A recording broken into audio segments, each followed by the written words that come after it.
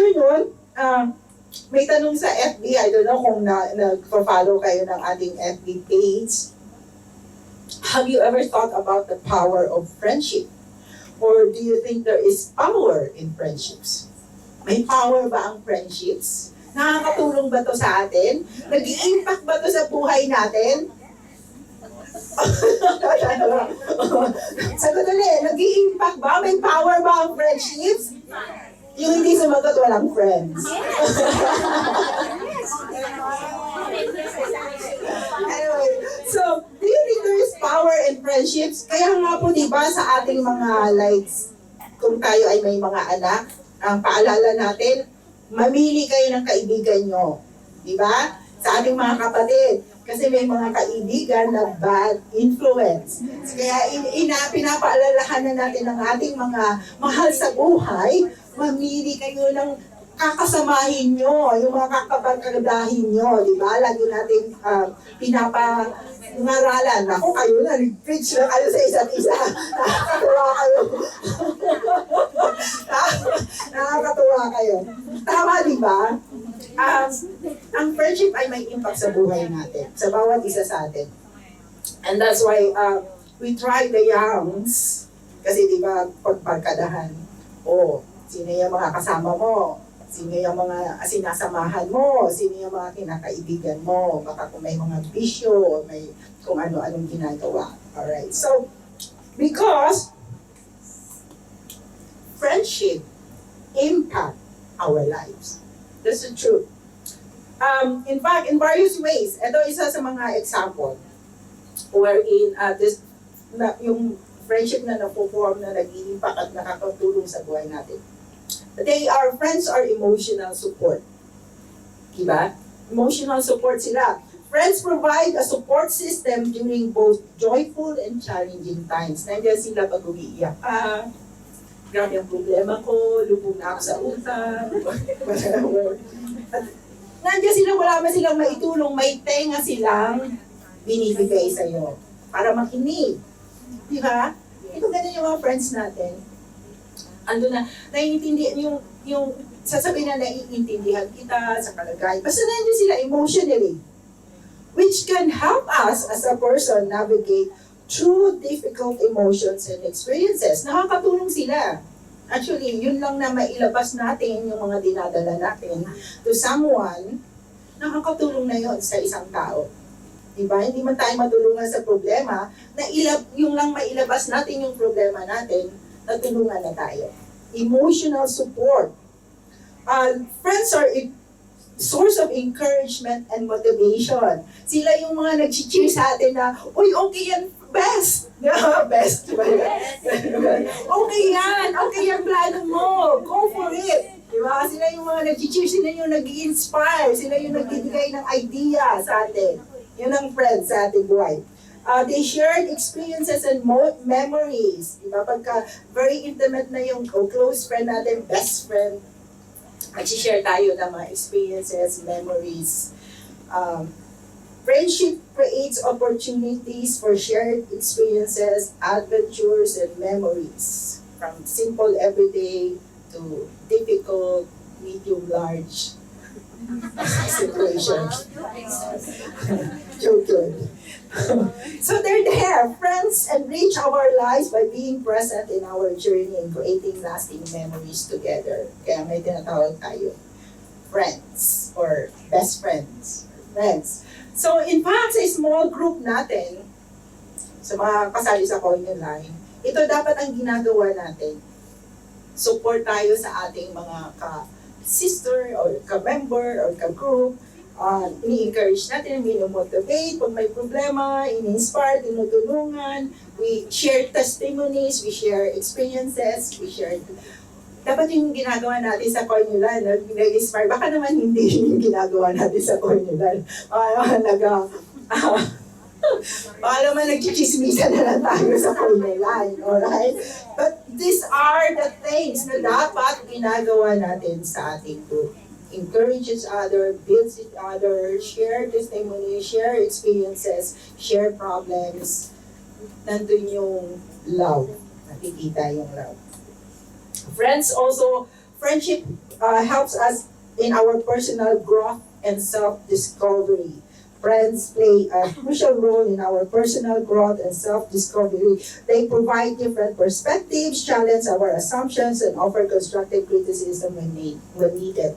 Sila din yung mga akala mo pagka criticize ka, but because they're close friends mo, natatanggap mo yung criticism. Kasi you know that that is for your good. So, ang totoong kaibigan nagbibigay ng tamang advice, or kahit na masakit marinig, sasabihin niya because totoong kaibigan ka na. Tama? Oo. In fact, yung pinakamalapit na tao sa'yo ang magsasabi sa'yo na hindi mo maririnig, na ayaw mo marinig. Because they care for you. Social support and connection. Friendship encourages a sense of belonging and social connection. Meron tayong sense of belonging. Kahit isa lang, at least I belong to this person. Diba?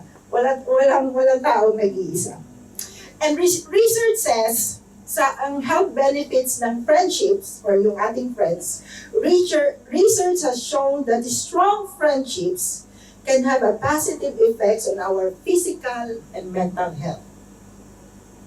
Meron siyang impact sa ating physical and mental health. Kaya naman pala yung mga nagpapakamatay na lang, baka wala sila friends kasi hindi nila mailabas actually kung ano yung nasa isip nila.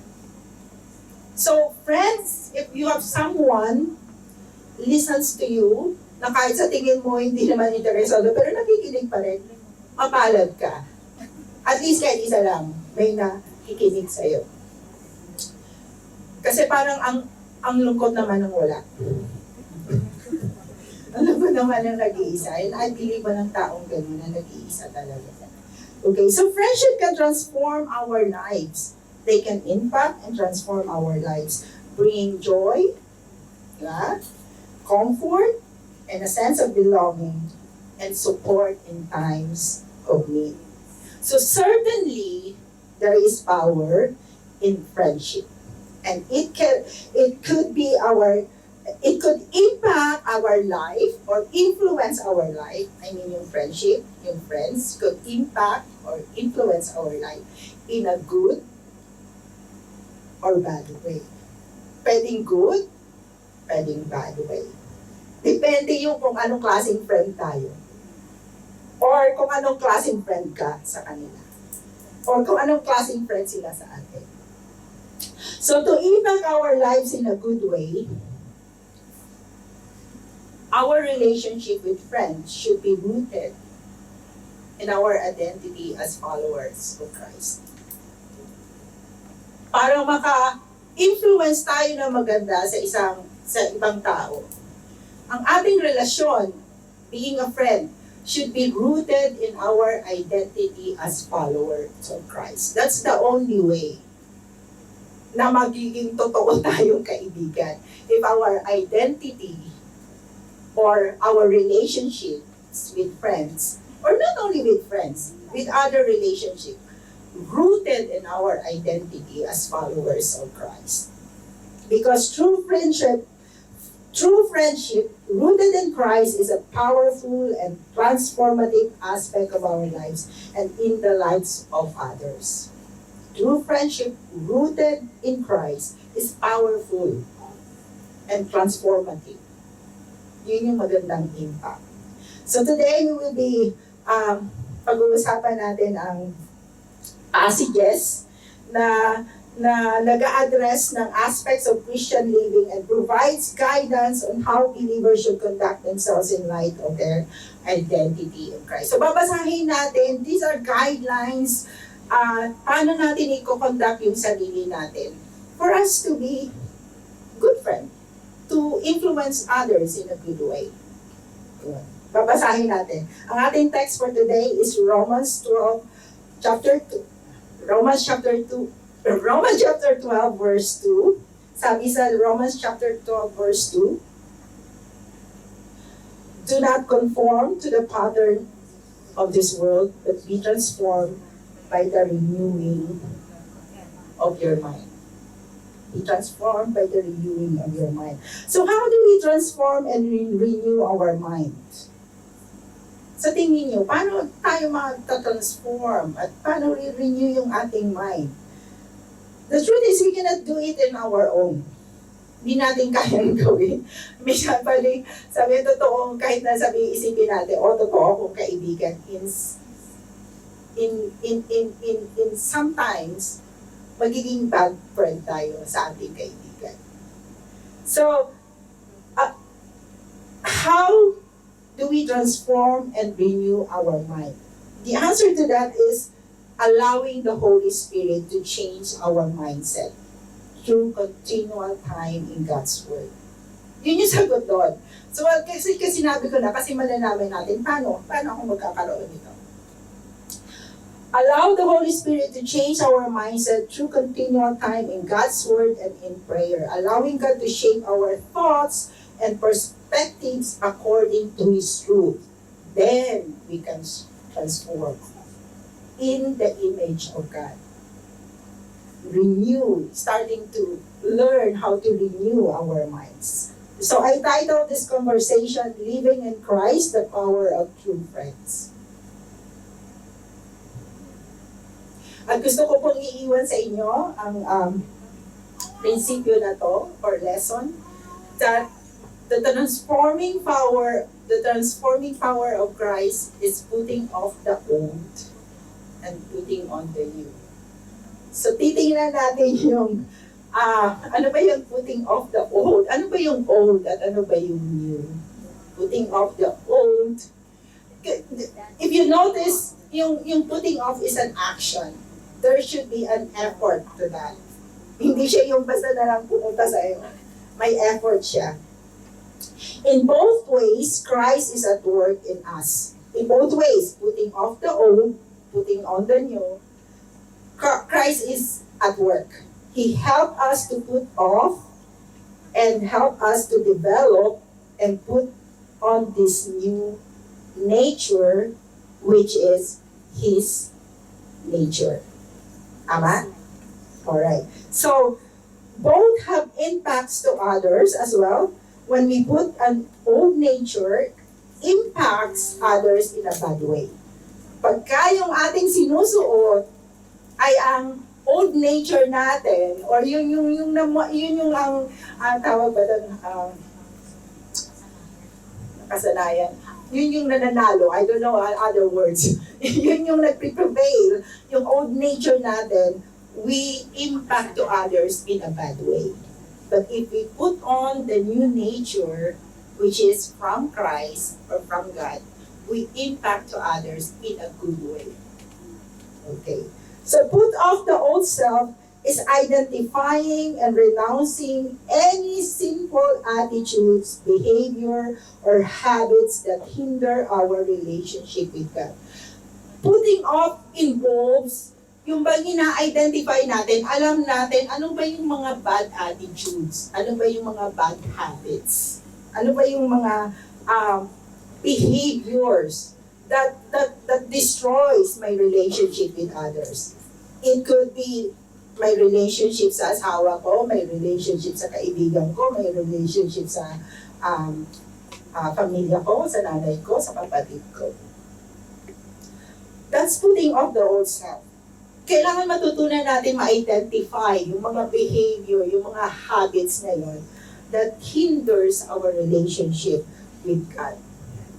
Put on the new self is clothing naman. Sa kabaliktaran, while ito yung sinusuot natin, putting off this, while inaalis natin, while hinuhubad natin ang mga bagay na to, yung mga bad attitudes, bad behaviors, bad habits, habang binuhubad natin yon, papalitan na naman natin, isusuot natin, put on the new self, clothing ourselves with the virtues of Christ, like compassion, like kindness, like humility, like gentleness,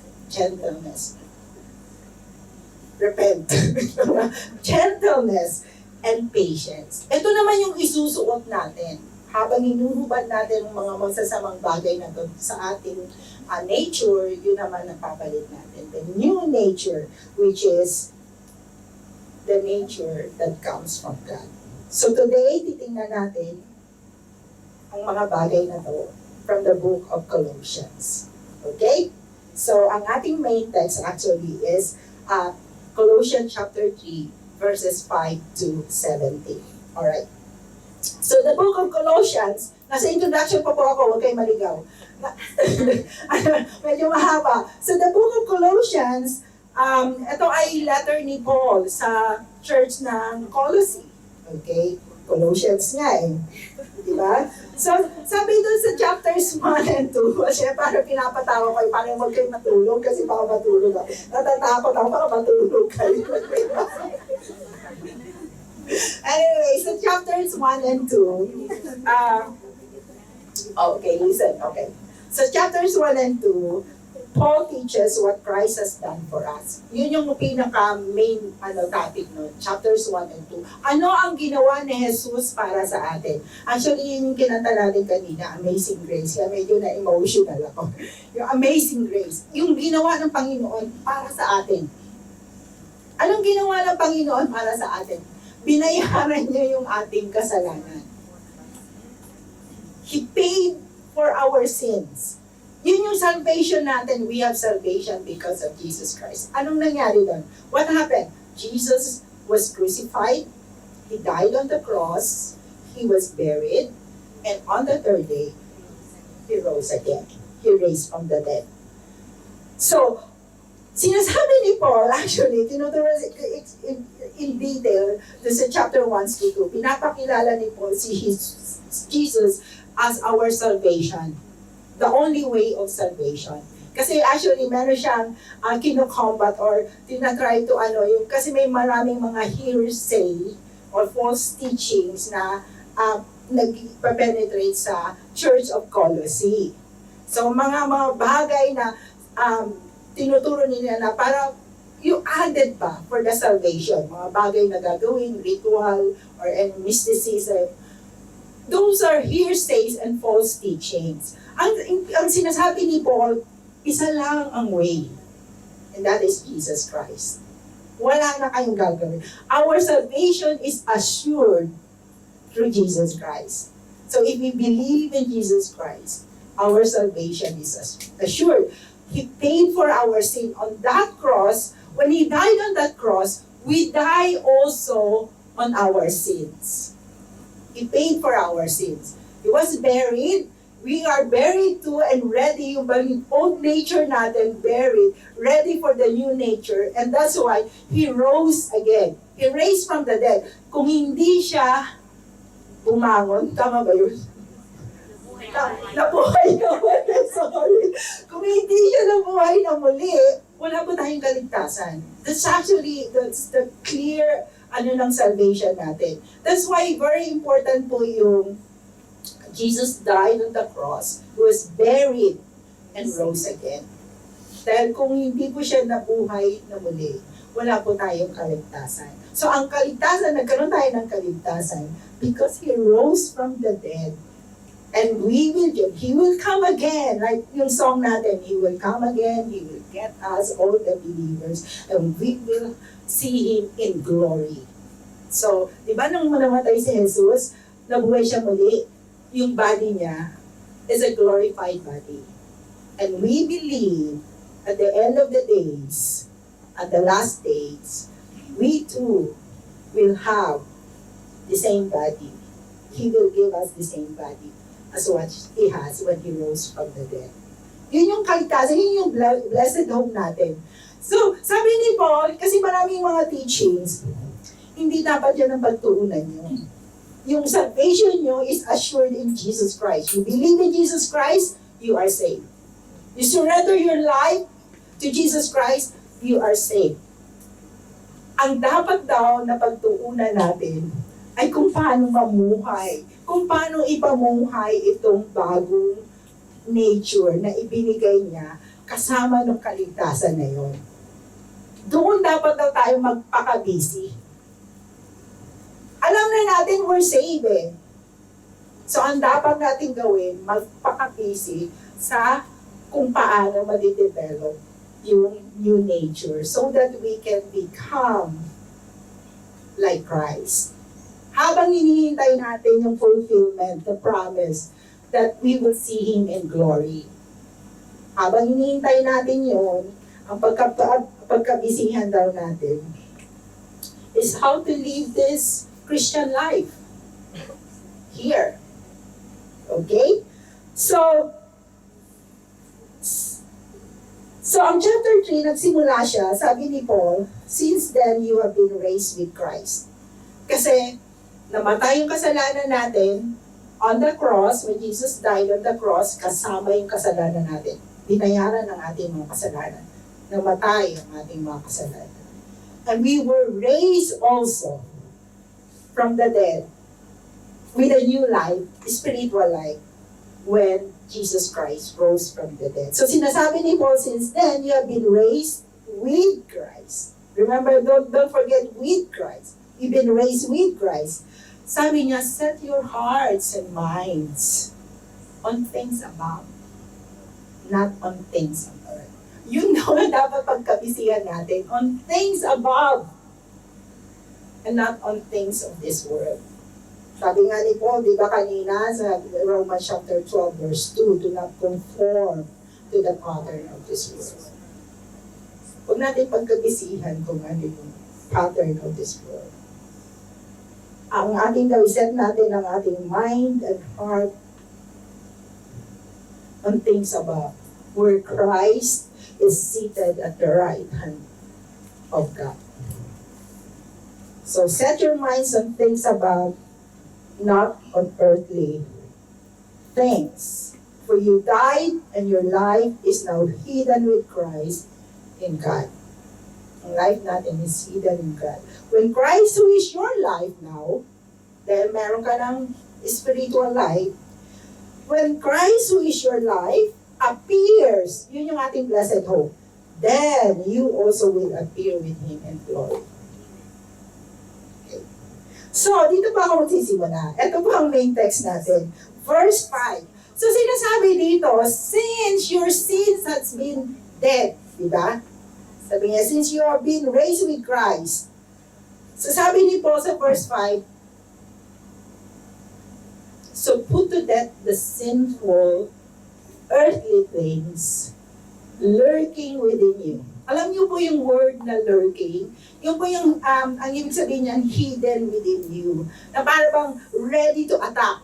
It's actually, yun yung ginagamit ng ating kaaway. Na ma-trigger, and then we sin. Minsan nagkakamera. Halimbawa, kung tayo ay half-tempered, nandyan lang yan nakatago. And then pag na-trigger ng kaaway, then boom! It's lurking within you, hidden.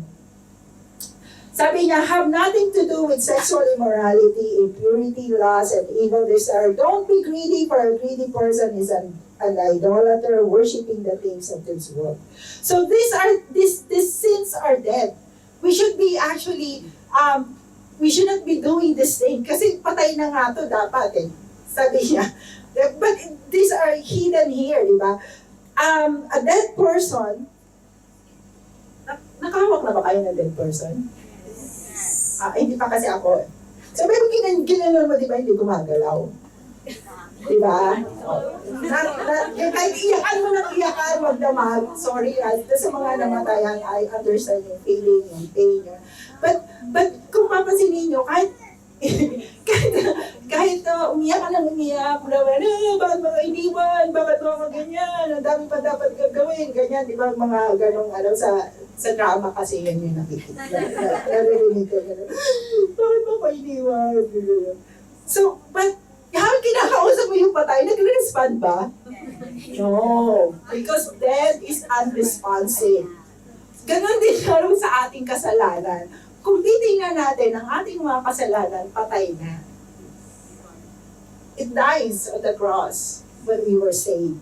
So sabi ni Paul, put to death the sinful nature. It should be unresponsive. So dapat meron tayong action, meron tayong effort na yung lurking within you, these are hidden within our heart. Na pagka na-trigger, di ba, biglang nagre-respond tayo, boom. Kasalanan. So dapat, dahil patay na yan, dapat unresponsive tayo dyan sa mga bagay na yan. Dapat hindi tayo nagre-respond. So may sinasabi ni Paul, put to death. Ibaon mo pa, patay na yan, ibaon mo pa. Hindi dapat, may action dapat. May action, put to death the sinful nature. And one of those were yung sexual immorality, impurity, lust, evil desires, greediness. And then sa chapter, sa verse 6 to 8, because of these sins, sabi ni Paul, the anger of God is coming. You used to do these things when your life was still part of this world, but now is the time to get rid of anger, rage, malicious behavior, slander, and dirty language.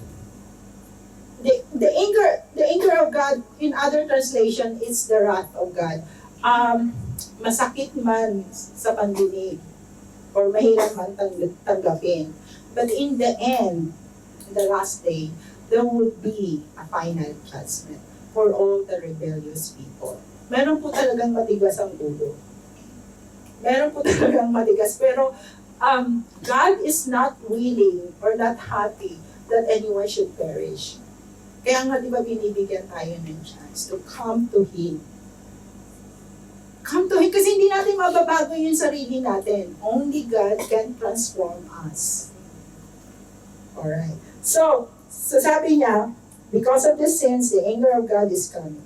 You used to do these things when your life was still part of this world. Before your salvation, you used to do these things. But now, because you are with God, or in God, in Christ, now is the time to get rid. Ngayon, alisin, burahin of anger, rage, malicious behavior, slander, and dirty language. Well, hindi masamang magalit, ha? Gusto ko lang i-balance yan. But yung anger that resulted to hatred, be careful with our anger. Kasi pagka inaalagaan natin ang anger natin, napupunta yan sa hatred.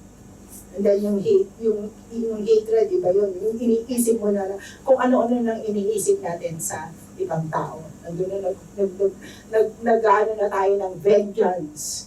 Nag-i-scheme na tayo, nagpaplano na tayo ng masama sa isang tao. So be careful with our, it's not bad, but as long as we can manage it and control it. Mahirap na mag-ingat ng anger. Mag-alaga ng anger sa puso. So sabi niya, this is the time to get rid of anger, rage, malicious behavior, slander, and dirty language. Masakit man, pakinggan, o tanggapin. But there are words, may mga words tayong hindi tayo maingat. Basta na lang binabanat natin.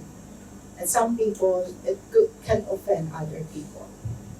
Dirty language, slander, and sorry ha, pero minsan madalas marinig ko yung, I don't know, yung pinag-uusapan natin yung ating mga employer ng hindi maganda.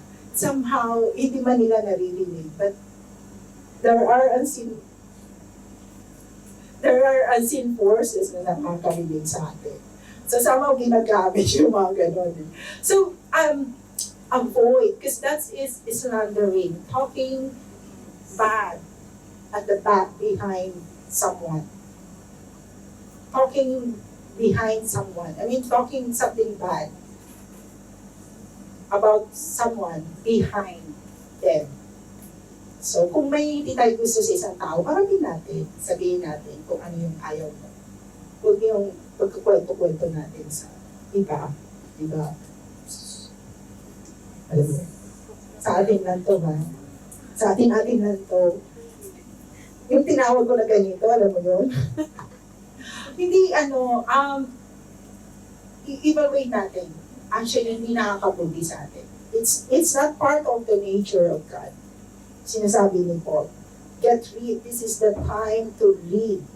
Ibig sabihin, alisin, tanggalin. It's part of the bad habits bad behavior. Patay na nga yan, huwag nyo na buhayin. Patay na eh. Diba, hindi na dapat nagre-respond mga bagay na to. And then it goes on, don't lie to each other. Wow. For you have stripped off your old sinful nature and all its wicked deeds. Put on your new nature and be renewed as you learn to know your Creator and become like Him. Don't lie to each other. Alam niyo bang lying destroys trust? And trust is the number one component ng relationship. Pag nasira yung trust, ang hirap na ibalik. So avoid. Kung sanay tayong bigla ko na naman naalala. Lagi ko ito kinukwento kung paano yung different types of, different color of lights. Green, white, yellow, green, red, whatever. I remember, konting-konti lang. Medyo may oras pa naman. Mabilis lang ako. Sabi kasi nung nagtatrabaho ako sa Makati, yung receptionist namin, siya yung taga-sagot ng phone. So, sagot siya ng phone. Pag may hinahanap, sasabihin niya kung sino. One time, isang designer namin, sabihin mo wala ako. Christian pala siya, hindi pa ako Kristiyano noon. Sabi, Christian siya, sabi niya, sabi ng designer namin, sabihin mo wala ako. Hindi ko sasabihin yan. Kristiyano ako, hindi ko sasabihin yan, nandito ka eh. So, I don't want to lie. So, tawa lang kami lahat. Ano ba yan? White lie lang naman. White lie lang naman. So, hindi mo magawa lang, white lie lang yan. Hindi naman yan. Hindi ko sa gagawin yan. When I got saved, nung naging Kristiyano ako, naiintindihan ko siya. Kala ko nang ang corny. Ang corny pakinggan. Pag hindi ka Kristiyano, pag sinabi, ayoko mag-lie. Pero pag naging Kristiyano ka na, totoo sa Panginoon, that is serious. Kahit na maliit na bagay. So, we should develop to be honest in everything. Don't lie to each other because lying destroys trust. And sabi niya, renewed as you learn to know your Creator and become like Him. Interestingly, nakita ko sa Google, yung definition ng renewing is resume after an interruption, or renew to freshness, or perfection, or restored. Bigla ko lang naalala that we were created for good. In the Garden of Eden, before the fall, ang alam lang natin good. Because we were created. Ang nature natin, remember, we were created in the image of God. Yun yung nature natin. Na-interrupt yun when Adam and Eve rebel against God. Remember, sabi na ni Lord, huwag nyo kakainin yung fruit ng good, the tree of good, of knowledge of good and evil. Dati, ang alam lang natin good. But because Adam and Eve disobey the command of God, pinapasok natin yung knowledge of evil. So, meron tayong alam, evil ways. Tayo din may kasalanan. So, nakakatawa kasi sabi niya, renewed as you learn to know your Creator and become like Him.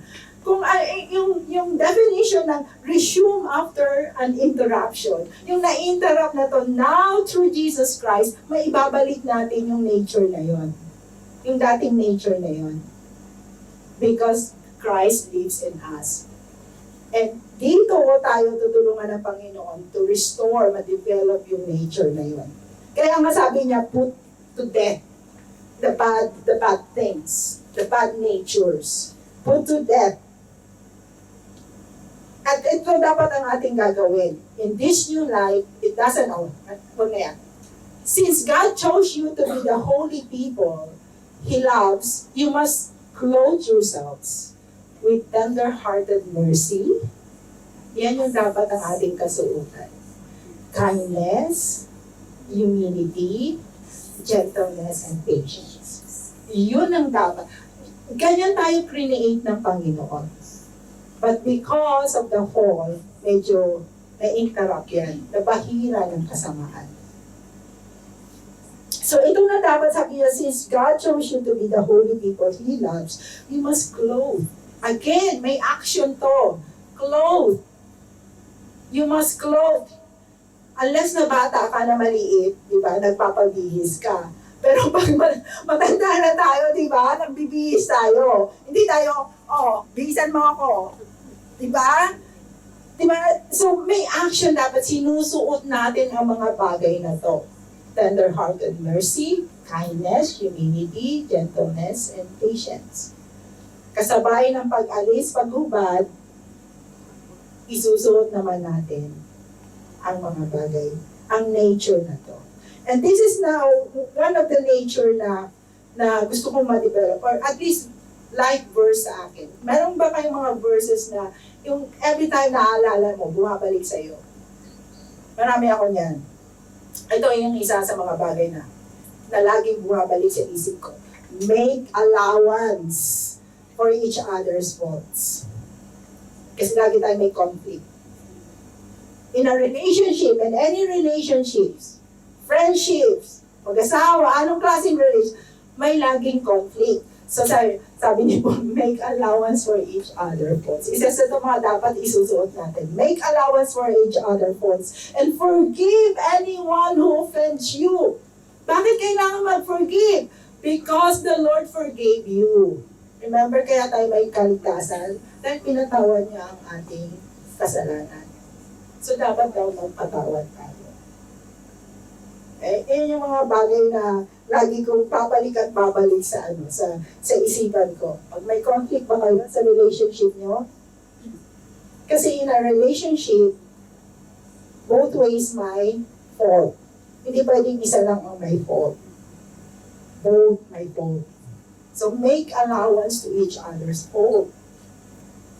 Diba? And then sabi niya, forgive anyone who offends you. Itong dapat hindi natin hini-held back.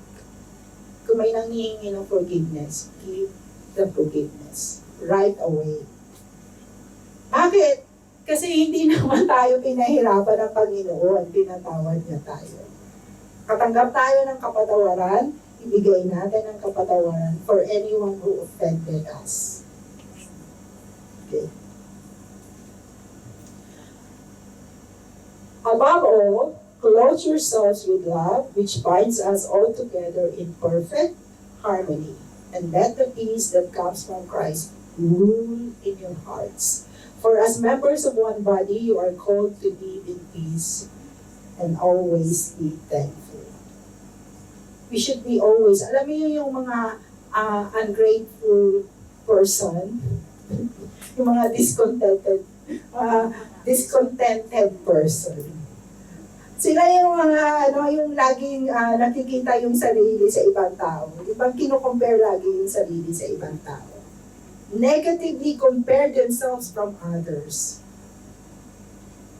Kung ma-develop natin tong thankfulness sa buhay natin, being grateful, alam mo yung parang oras-oras pwede mong i-worship si Lord. Kasi thankful yung heart. Lalo nakikita mo, thank you Lord, this comes from you. We are more giving. We are more caring kung tayo ay thankful person. Diba, pag naalala, kaya dapat nag-i-inventory tayo kung ano yung dapat nating ipagpasalamat. Hindi yung reklamo lang tayo ng reklamo yung wala sa atin. But actually, kung mag-i-inventory tayo, marami tayong pwedeng ipagpasalamat sa Panginoon. Pagising pa lang natin, yung hinga mo, hindi man maganda. But the breath itself, pagising, is a reason to thank God. Diba?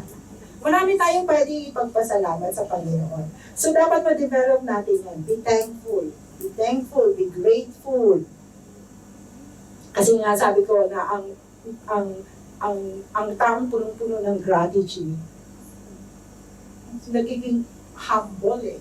More humble kasi parang acknowledging na wala akong ito dahil sa inyo, Lord. Diba? Nagiging generous tayo. to others, yung giving, palabas. Kasi punong-puno ako ng pasasalamat sa Panginoon. Ang dami kong nakikita sa buhay ko na pwede kong ipagpasalamat sa Panginoon.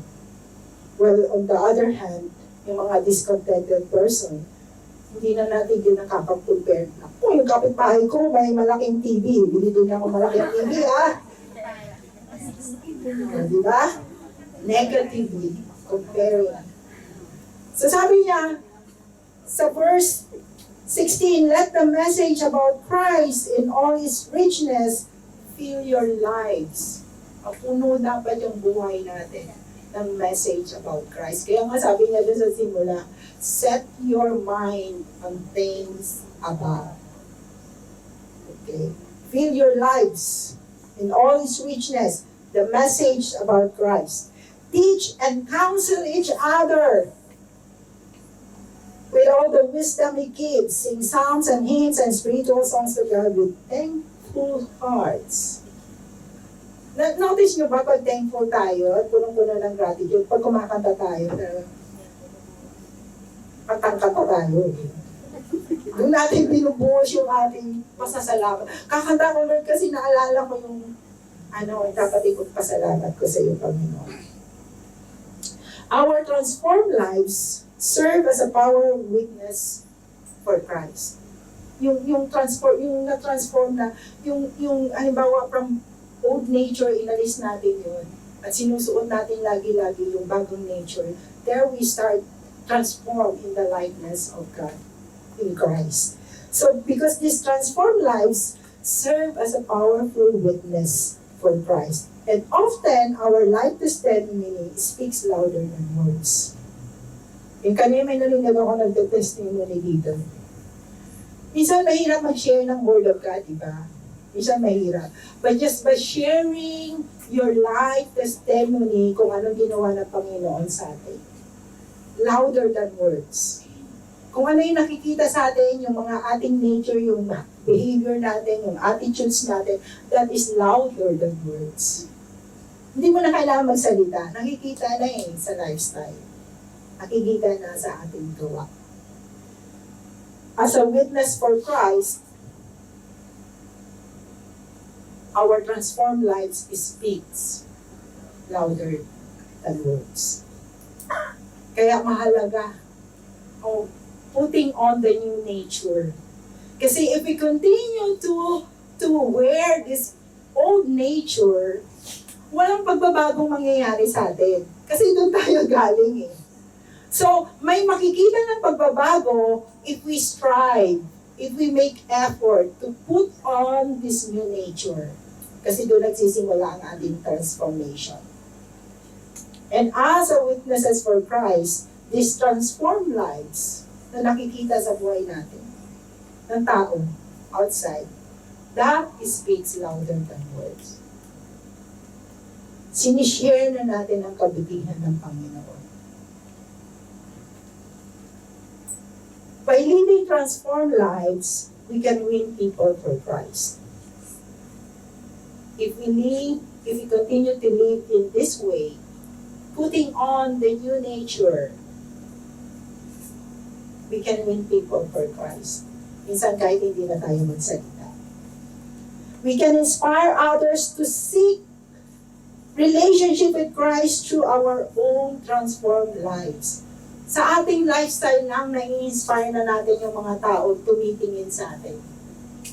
Gusto ko rin yan. Gusto ko rin magkaroon ng ganyan. Panatag ang buhay. Parang ang daming problema. Oo, namumroblema. Pero merong peace sa puso. Dahil nakaugat nakaugat sa ating Panginoon yung ating faith, yung ating confidence. Kaugat siya sa Panginoon. So through our transformed lives, we have the potential to make a profound difference in the lives of others. Importante yung transformed lives. And we can only have these transformed lives kung patuloy at araw-araw natin isusuot itong new nature na to, which is the nature of God. Yun ang dapat, kasi patay na nga yung old. Habang patuloy natin sinusuot yung old nature natin, walang pagbabagong mangyayari sa atin. So, imagine,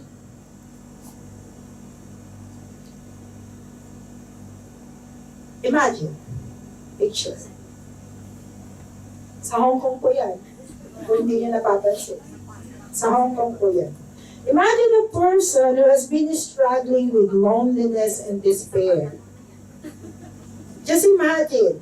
Pwedeng kayo yan, pwedeng kaibigan nyo, or isang just taong malungkot. They have been searching for something to fill the void in their heart. One day,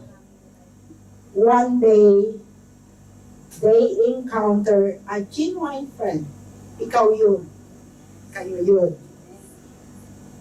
Who shows them kindness, listens to their pain, and consistently demonstrate the love of Christ. Bakit? Kasi patuloy natin sinusuot yung new nature.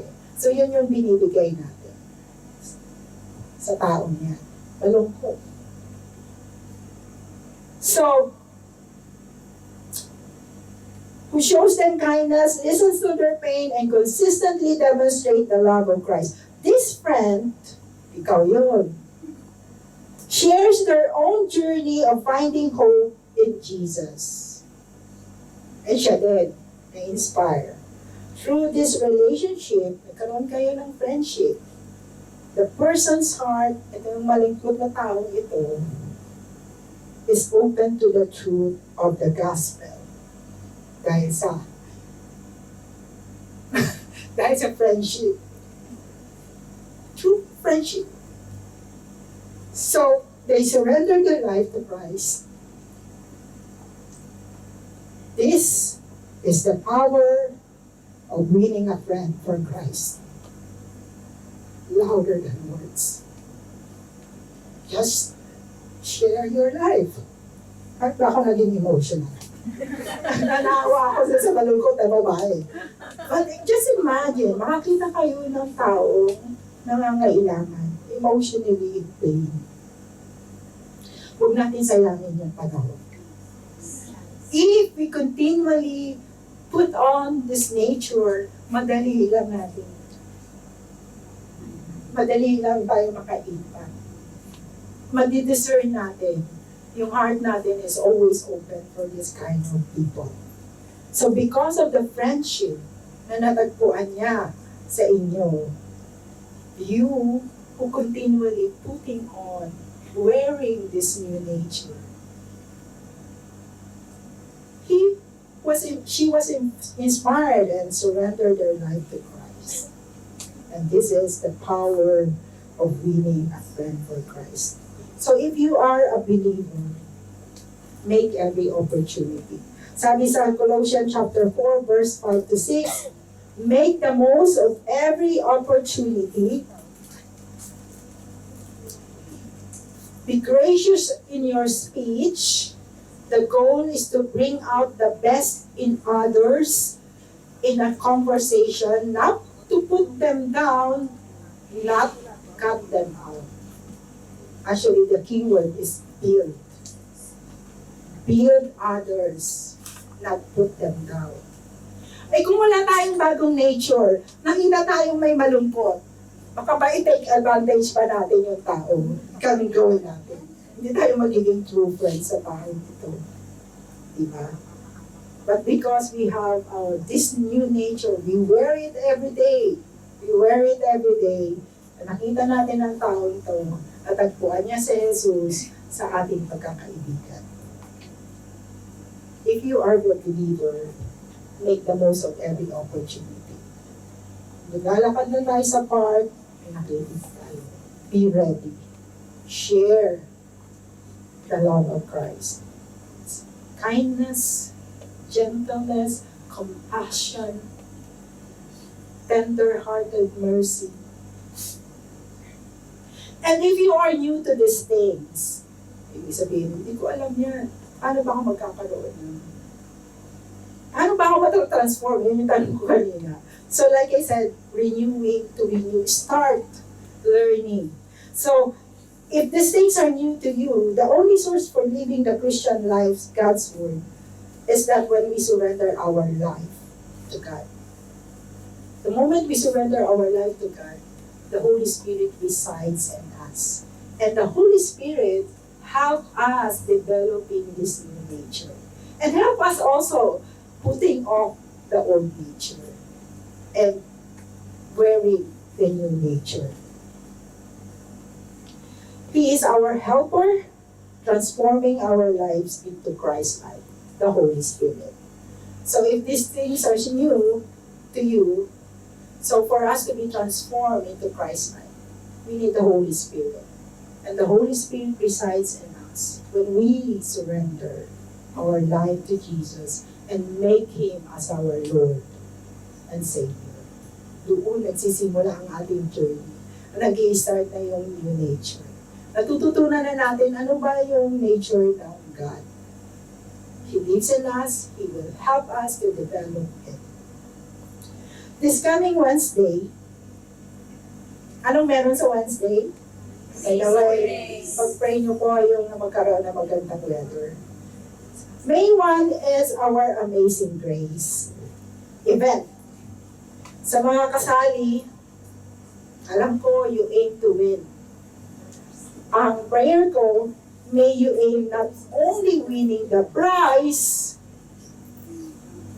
of the game, but also aim to win a new friend and become a true friend to them.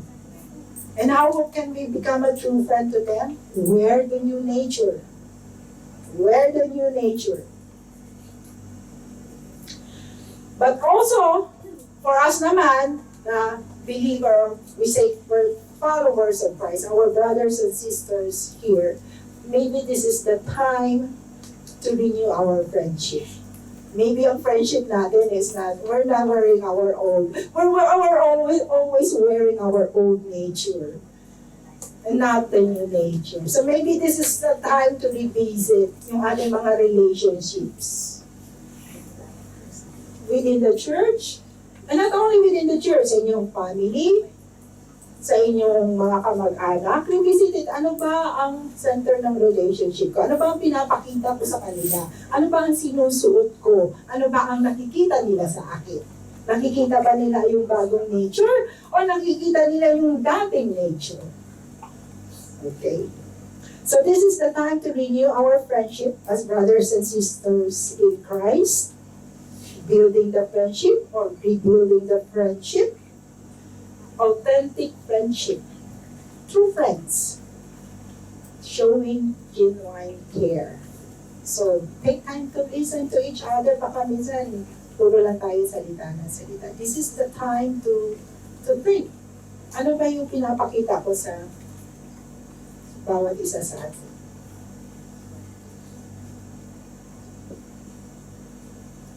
Living in Christ is the power of true friends. So, ang ating friendship ay may power, may impact sa ibang tao. We live in Christ. If we live in Christ.